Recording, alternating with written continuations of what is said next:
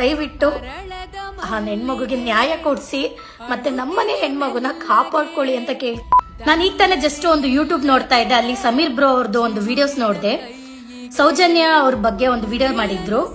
ಅದ್ ನೋಡಿ ನಾನು ಒಂದು ಕ್ಷಣಕ್ಕೆ ನನಗೆ ಮೈಯೆಲ್ಲ ಗೂಸ್ ಬಂಪ್ಸ್ ಬಂದಂಗಾಯ್ತು, ಮತ್ತೆ ಒಂದು ಕ್ಷಣಕ್ಕೆ ಅಳು ಬಂದಂಗೆ ಸ್ಟಾರ್ಟ್ ಆಯ್ತು ನನಗೆ. ನಮ್ಮ ಮನೆ ಹೆಣ್ಣು ಮಕ್ಕಳು ಕೂಡ ಸೇಫ್ ಆಗ್ತಾರೆ. ದಯವಿಟ್ಟು ಯಾರು ಕೂಡ ಸುಮ್ನೆ ಕುತ್ಕೋಬೇಡಿ. ಸೊ ದಯವಿಟ್ಟು ಯೂಟ್ಯೂಬ್ಗೆ ಹೋಗ್ಬಿಟ್ಟು ನಿಜಾಂಶ ಏನು ಅಂತ ನೀವು ನೋಡಿ, ಆ ಒಂದು ಹೆಣ್ಣು ಮಗುವಿಗೆ ನ್ಯಾಯ ಕೊಡಿಸ್ಬೇಕು, ಮತ್ತೆ ನಮ್ಮನೆ ಹೆಣ್ಮಕ್ಳನ್ನ ಸೇಫ್ ಮಾಡ್ಕೋಬೇಕು.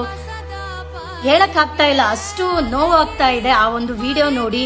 ಸೊ ದಯವಿಟ್ಟು ಎಲ್ಲರೂ ಆ ವಿಡಿಯೋ ನೋಡ್ಬೇಕು ಅಂತ ನಾನು ಮತ್ತೆ ರಿಕ್ವೆಸ್ಟ್ ಮಾಡ್ಕೋತಾ ಇದ್ದೀನಿ. ದಯವಿಟ್ಟು ಸೇಫ್ ಮಾಡಿ ಸಮೀರ್ ಬ್ರದರ್ ಅವ್ರನ್ನ. ಸೊ ದಯವಿಟ್ಟು ಎಲ್ಲರ ಆ ವಿಡಿಯೋ ನೋಡಿ, ದಯವಿಟ್ಟು ನೋಡಿ. ನನಗೆ ನಿಜ ಆ ವಿಡಿಯೋ ನೋಡ್ತಾ ಇದ್ರೆ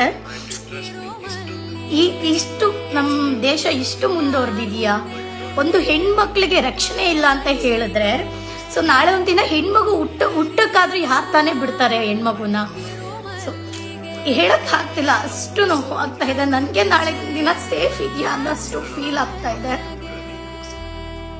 ಆ ವಿಡಿಯೋ ನೋಡ್ದಾಗೆಲ್ಲ ನನಗೆ ಆಗ್ತಾ ಇಲ್ಲ. ದಯವಿಟ್ಟು ಎಲ್ಲರ ಹತ್ರ ಕೇಳ್ಕೊಳ್ಳೋದು ಒಂದೇ, ದಯವಿಟ್ಟು ಆ ಹೆಣ್ಮಗುಗೆ ನ್ಯಾಯ ಕೊಡಿಸಿ ಮತ್ತೆ ನಮ್ಮನೆ ಹೆಣ್ಮಗುನ ಕಾಪಾಡ್ಕೊಳ್ಳಿ ಅಂತ ಕೇಳ್ತಾ ಇದ್ದೀನಿ.